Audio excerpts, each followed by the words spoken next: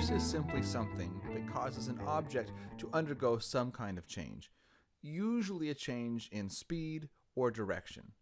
On the MCAT, there are going to be a lot of different sources of force, including friction, tension, gravity, and pressure.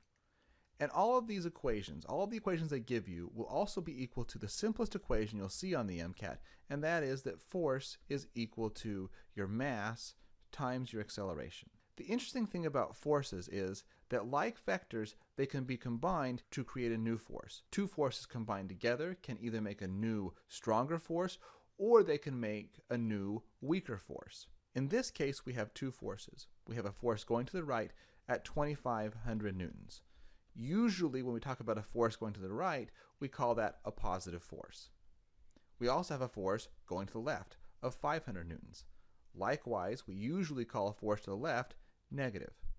Now we combine these two forces and we get a force of 2,000 newtons. It's still positive, so it's going to the right. So we have our equation that force is equal to our mass times our acceleration. We now know the force, so we either have to figure out the mass or the acceleration. They tell us this object weighs 40,000 newtons, but that's not the same thing as its mass. Your weight is determined by the force of gravity, and the equation for the force you feel from gravity is simply equal to your mass times your gravity. So in this case, if you're experiencing a force of 40,000 newtons, that's simply equal to your mass times gravity, which we always call 10. So we just divide both sides by 10, and we get a mass of 4,000, or 4,000 kilograms.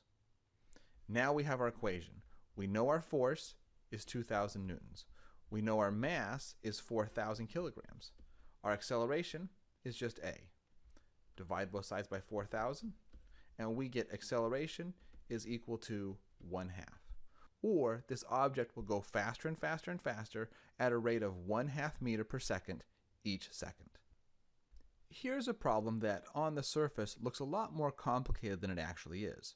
We start off with two different skydivers, one with 100 kilograms and one with 200 kilograms. So our initial reaction is to think that we're going to be dealing with different forces, because after all, your equation for force from gravity is going to be equal to your mass times your gravity. So a difference in mass, you would think, would create a different force. However, there's a very interesting phrase in this problem, and that is constant velocity. Whenever you see the phrase constant velocity or constant speed on the MCAT, you should think a net force of 0. Here's how it works. Remember, your definition for acceleration is simply your change in velocity over time. So if your velocity is not changing, then you have no acceleration, or your acceleration is equal to 0. If we look back at the equation that our force is equal to our mass times our acceleration, anytime your acceleration is equal to 0, your force is going to be 0 as well, because 0 times anything is going to be 0. It simply doesn't matter what your mass is. Remember, anytime you see the phrase constant velocity, translate that in your head to mean a net force of 0. There's one special case with force that I think we should address, and that's when you're dealing with rockets.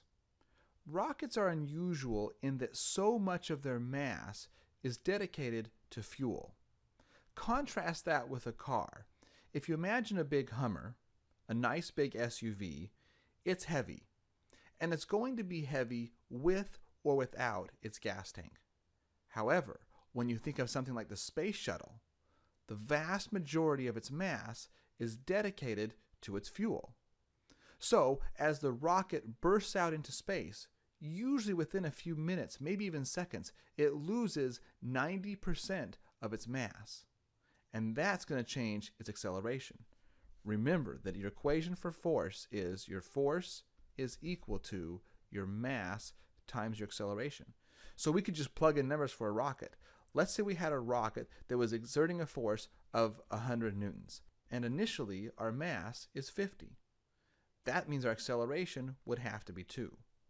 Over time, though, the rocket is going to burn off a lot of its fuel, so its mass is going to drop dramatically. We're still exerting the same force of 100 newtons. Now our mass is, say, 10. If that's the case, our acceleration would also have to be 10 to make up for the loss in mass.